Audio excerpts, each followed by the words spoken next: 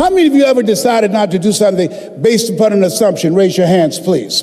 And so that's why it's important for us to be strategic and experiential and being able to tell the story to distract them from their current story, distract, dispute, break down the limited belief system, and inspire them to say yes to a new opportunity in their lives.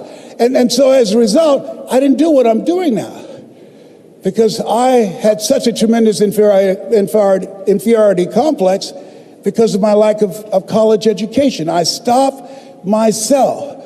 There's an African proverb that says there's no enemy within, the enemy outside can do us no harm.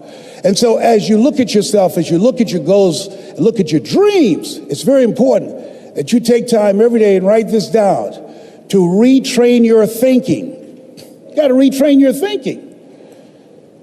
Because how we live our lives is a result of the story that we bought into. I had to retrain my thinking because of what I saw. Studies indicating that the decisions we make in life is directly related to the things that we saw, the things that we experienced, the conversations we've been exposed to between age 0 and 5. And so as a result of that, my experience, I had to begin to engage in a process of retraining my mindset. And I didn't even know what I was doing. But this man, Mr. Swiderski, I'll never forget. Leslie, come in here. Yes, sir. Look at my shoes. You can shine them better than this. I do apologize, sir. I'll do a better job. And his wife said, please don't yell at him like that. That's not nice. He's just a kid. He's only 10 years old. He should do a better job than that. He can. I said, it's okay, Mrs. Swiderski. And he should have yelled at me. He was a very rude, arrogant guy, but he was a kind guy, too. What I loved about him, every day he had a routine. It was his time in the morning he spent working on his mind. And I wanted to be in the office as he was shining his shoes, listening to Earl Nightingale.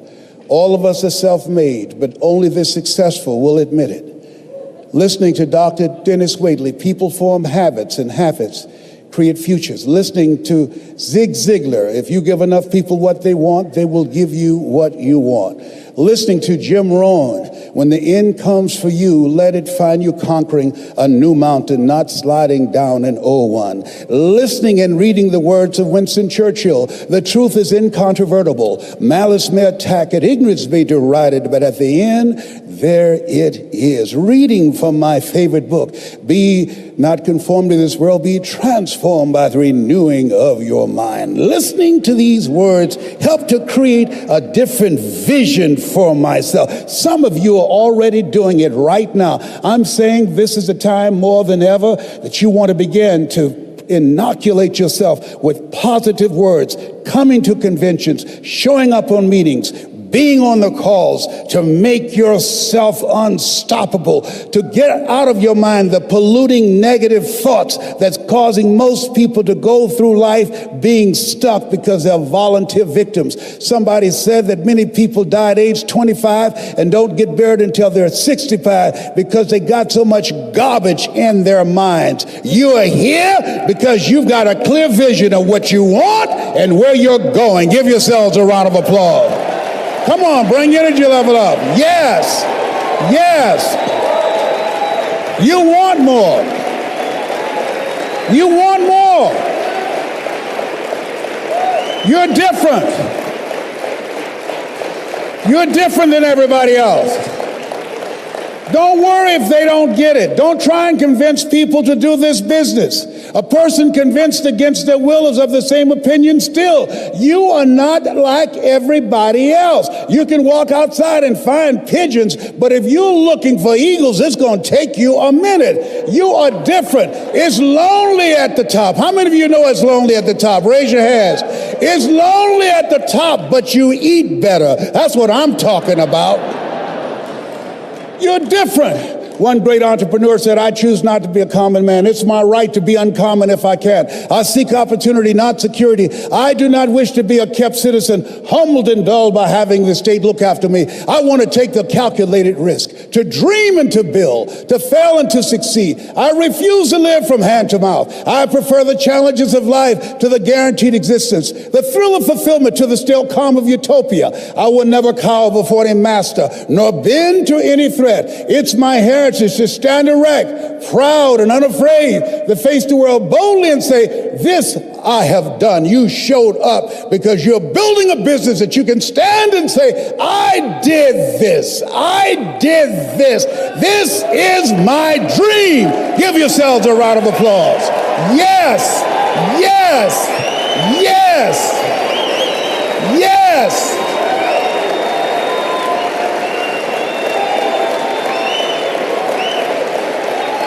Yes.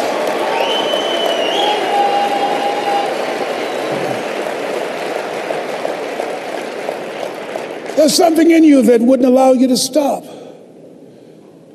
Dr. Howard Thurman, he said there's something in each and every one of you that waits and listens to the voice of the genuine in yourself. It will be perhaps the only guide you will ever have. And if you cannot hear it, all of your life, your days will be spent on the ends of strings that somebody else pulls.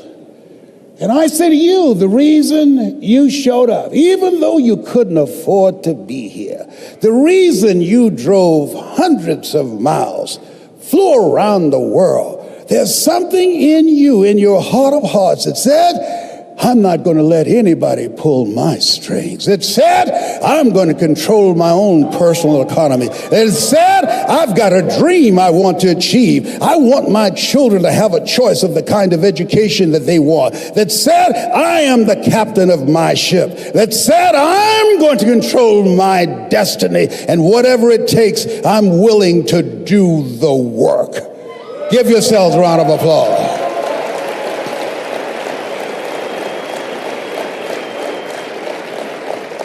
'61, President John F. Kennedy had a decision to make. The decision was whether or not to call a news conference and tell the world the United States was going to go to the moon. And I submit to you that the decision to do that was very risky. And what governed his thinking is what governed your thinking when you decided, I'm going to do this. See, the technology did not exist. The answer of what will it take did not exist. No one had ever done it before. But he made a decision. He looked at Wernher von Braun, the most brilliant scientist of that day, and he said, Wernher, what will it take for us to go to the moon? And he spoke 5 words. And those 5 words, I think, is what governs most entrepreneurs. Those 5 words, I think, is what give people like you the courage to pursue their dreams. Those 5 words is what I think people who are pioneers, people who are breaking new ground, make decisions on. He said, what will it take for us to go to the moon? And the response was, the will to do it. As you look at yourself, as you look at your business, as we look into 2015 and beyond, what will it take for you to increase your business? The will to do it. What will it take for you to become more powerful in your presentation skills and be able to increase the number of people, to quadruple your business? The will to do it. What will it take for you when others are quitting because of the rejections, when others are stopping because they just become so discouraged and they have creditors breathing down their neck and they have family members and friends telling them that they're a fool? What is it that will allow you to have the mental resiliency to keep on keeping on, to keep your commitment to your commitment, the will to do it? Every time I say it and ask you a question, I want you to say the will to do it. What will it take for you to build your business? What will it take for you to increase your recruiting?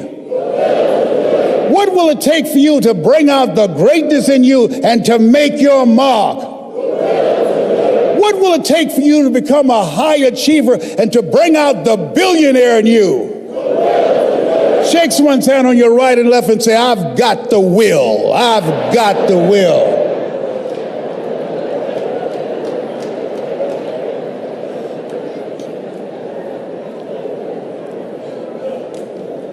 Mr. Washington, this man who taught me, he said, Mr. Brown, you want to make it in life? He said, number one, develop your mind.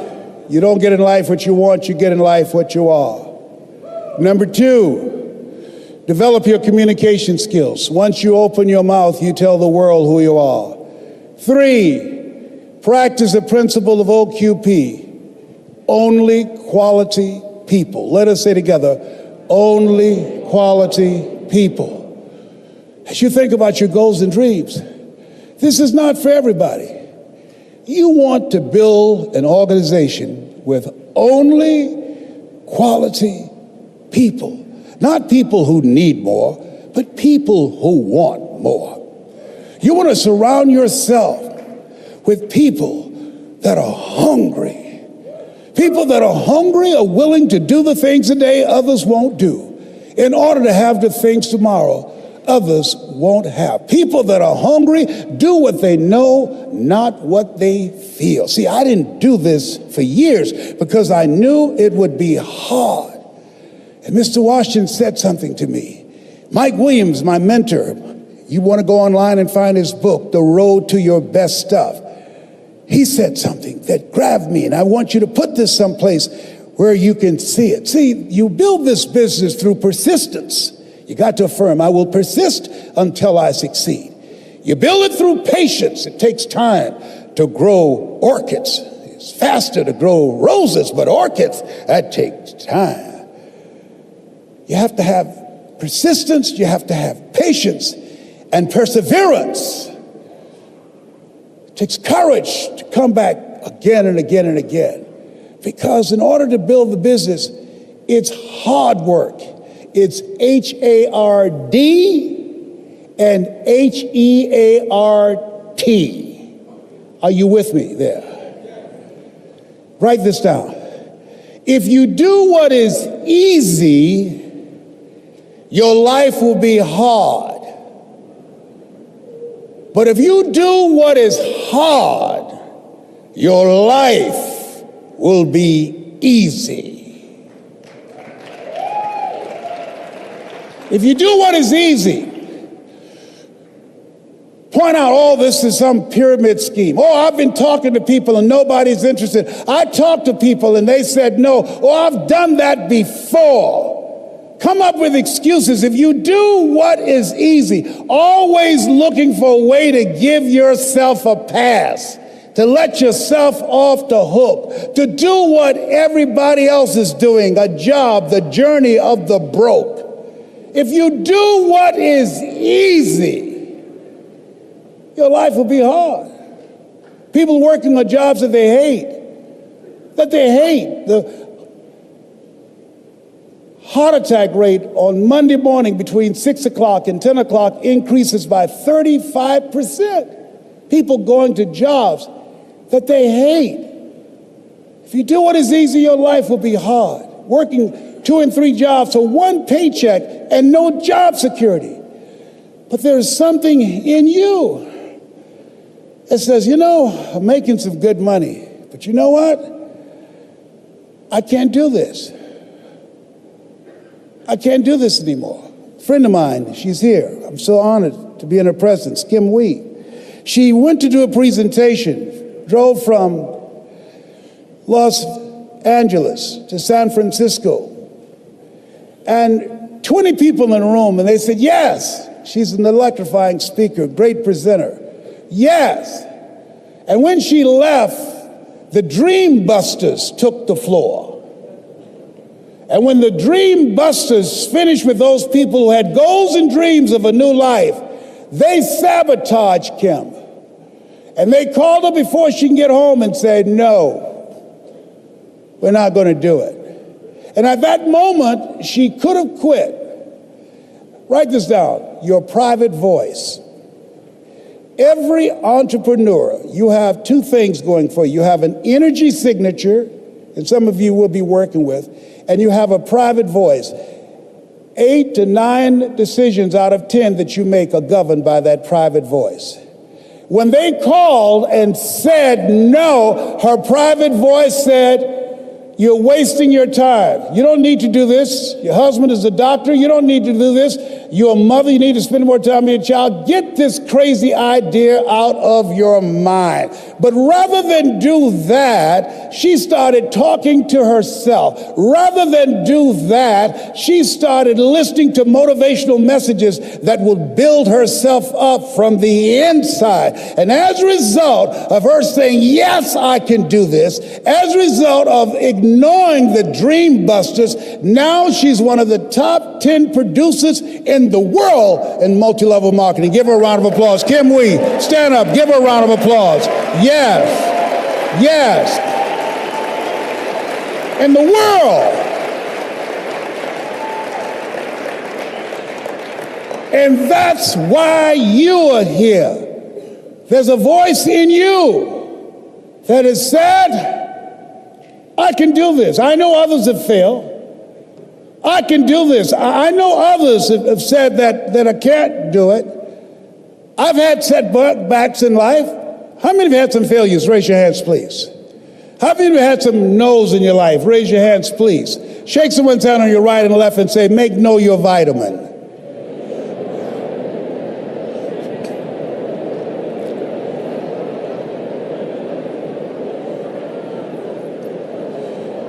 Ladies and gentlemen, if you want to make it in life, you got to know your vitamin. You've got to know every no brings you a step closer to a yes. Anybody can stop because someone said no. But there's something in you, in your heart of hearts, that's saying, I'm not a quitter. There's something in you that says, I've got the will to do it.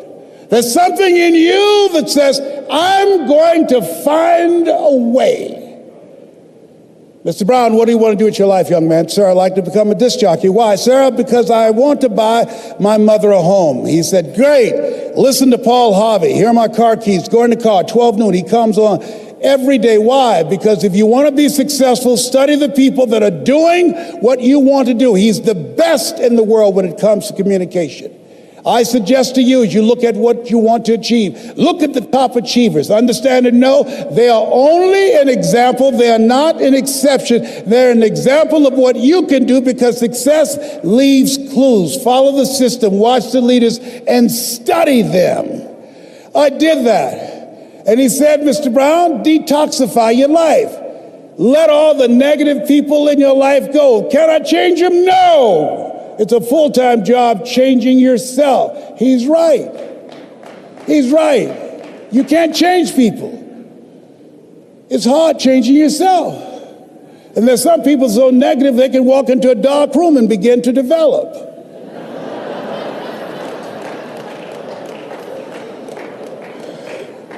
He said, practice OQP, only quality people. He said, I want you to see yourself as a disc jockey. You want to be a disc jockey? Visualize yourself being on radio. You want to be a top performer? Visualize yourself building the business. Visualize yourself coming across the stage, accepting an award for your recognition of your hard work. See it in your mind's eye. He said, I'll give you all your eyes can see. And I had to see myself on stage as I'm presenting right now. I've been here many times before I showed up. in my mind. All your goals are achieved twice. First, in the mind, then and without. And then finally, he said, Mr. Brown, I said, yes, sir. You want to be a disc jockey? Yes, sir. He said, you got to be hungry. I said, why you keep saying that? He said, people that are hungry are relentless. People that are hungry, unstoppable. People that are hungry, no excuse is acceptable. I said, sir, I'm hungry to take care of my mother. All my life, people have always compared me to my brother because I'm not smart like him. It takes me longer to get things than most people. I have to hear it again and again. But once I got it, sir. I got it. You're the only person that never called me stupid or dumb. You never called me DT, the dumb twin. You look at me like I'm somebody. I've never had a father. And I watch you, and I want to be able to talk like you. I get choked up sometimes because I can't get my thoughts out, sir. But I want to do what you do, and I want to make my mama proud. He said, you can do it, Mr. Brown. I've given you all you can get from me. Now it's on you. If you want to be a disc jockey, go out into the marketplace. I went to apply for a job on Miami Beach. Milton Butterball Smith was the program director. Hello, Mr. Butterball. How are you, sir? My name is Les Brown, sir. I'd like to be a disc jockey. Young man, you have any journalism in your background? No, sir, I don't. Having experience in broadcasting? No, sir. But let me audition for you, sir. Let me show you how good I am. All I want, sir, is a shot. Just let me audition. He said, no. How many have been rejected? Raise your hands, please. I was devastated with rejection. I said, Mr. Washington, they said no. He said, don't take it personally. Most people are so negative, they have to say no 7 times before they say yes. He said, you got to be hungry. Go back again. I went back again. Hello, Mr. Butterball. How are you, sir? Now, my name is Les Brown, sir. I'd like to be a disc jockey. He said, I know what your name is. Weren't you here yesterday? I said, yes, sir, I was. Didn't I tell you no yesterday? I said, yes, sir, you did. He said, then why are you back today? I said, well, sir, I didn't know whether or not somebody was laid off or somebody was fired, sir. He said, no one was laid off or fired. Now get on out of here. I came back the next day. Hello, Mr. Butterball. How are you, sir? My name is Les Brown, sir. I'd like to be a disc jockey. He said, I know what your name is. Weren't you here the last 2 days? I said, yes, sir. Didn't I tell you no the last 2 days? I said, yes, sir. He said, then why are you back today? I said, sir, I didn't know whether that someone got sick or someone died, sir. No one got sick or died. No one was laid off or fired. Now, don't you come back here again. I came back the next day, talking loud, looking happy, like I was singing for the first time. I said, hello, Mr. Butterball, how are you? He looked at me with rage. He says, go get me some coffee. I said, yes, sir.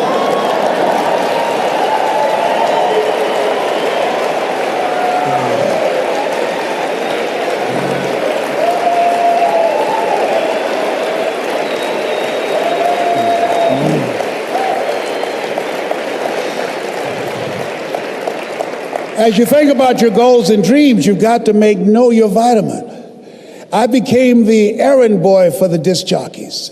I'd go get their lunch and their dinner, and I'd stand in the control room watching them move their hands, knowing my time will come. Let us say together, I expect to live my dream. I began to serve them. My favorite book says, the greatest among you will be your servant. Learn how to be a good server. And so pretty soon, I was, write this down, building a relationship. People build relationships with people they know, like, and trust, and have proven themselves. And they said, look here, young boy, who cleaned my car today? I did, sir. How much do I owe you? Nothing, sir. You cleaned it inside and out. You waxed it, yes. I don't owe you anything? No, sir. I just wanted to help out. Write this down. Give before you ask. I was giving service. I was giving service first. He said, whoa. Donna Ross and the Supremes are coming to town, the Four Tops and the Temptations. Here are my car keys. Pick them up and take them to the Fontainebleau Hotel on Miami Beach. I said, be my pleasure to serve you, sir. I would drive these entertainers all over Miami Beach in the disc jockeys' big long Cadillacs. I didn't have any driver's license, but I was driving like a handsome.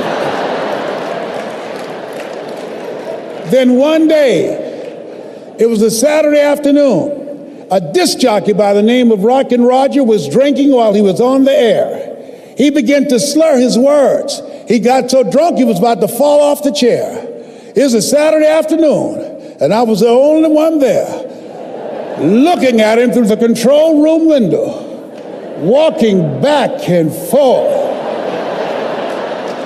young, ready, and hungry.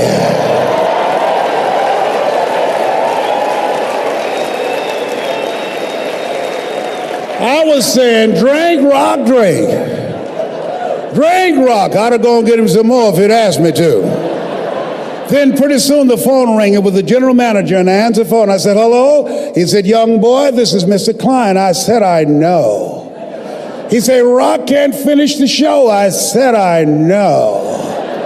He said, would you call one of the other DJs in? I said, yes, sir. I hung the phone up. I said, now he must think I'm crazy.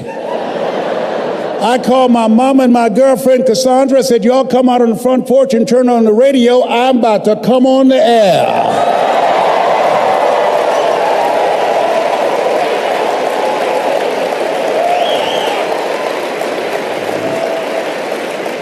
I waited for about 20 minutes, and I called him back and said, Mr. Klein, I can't find nobody. He said, young boy, you know how to work the controls? I said, yes, sir. He said, go in there and segue the record. Don't you say nothing here. I said, yes, sir. I couldn't wait to get old Rock out of the way. I put on a fast record. I said, look out, this is me, LB Triple P, Les Brown, your platter playing papa. There were none before me, and there will be none after me. Therefore, that makes me the one and only. Young and single and love to mingle, certified, bona fide, indubitably qualified to bring you satisfaction and a whole lot of action. Look out, baby, I'm your love man. I was hungry. I was hungry. I was hungry. Hungry. Shake someone's hand and say, you gotta be hungry. Shake someone's hand and say, you gotta be hungry. You gotta be hungry. So I'd like to leave this with you. I don't know what you want to do, but I believe that Zig was right. If you give enough people what they want, they will give you what you want. I believe Jim Rohn was right. When the end comes to you, let it find you conquering the new mountain, not sliding down an old one. I believe Earl Nightingale was right. All of us are self-made, but only the successful will admit it. I believe that Dr. Peel was right. Always strive to get on top in life because the bottom is overcrowded. I believe Mike Williams is right. If you do what is easy, your life will be hard. But if you do what is hard, your life will be easy. So I dedicate this to you, to the dreamer in you. Something my mother used to love to hear me say. Leslie, yes ma'am, mama. Say that thing for me, boy, that makes me feel good. I dedicate this to you because it's one thing to be in the business, but there's something else when the business is in you. You're here because it's in you. It's in your heart. And it says simply this: if you want a thing bad enough to go out and fight for it, to work day and night for it, to give up your time, your peace, and your sleep for it, if all that you dream and scheme is about it, and life seems useless and worthless without it, and if you gladly sweat for it and fret for it and plan for it and lose all your terror of the opposition for it, and if you simply go after that thing that you want with all of your capacity, strength and sagacity, faith, hope, and confidence, and stern pertinacity, if neither cold poverty, famish, or gulf, sickness or pain of body and brain can keep you away from the thing that you want, if dogged and grim you besiege and beset it, with the help of God, you'll get it.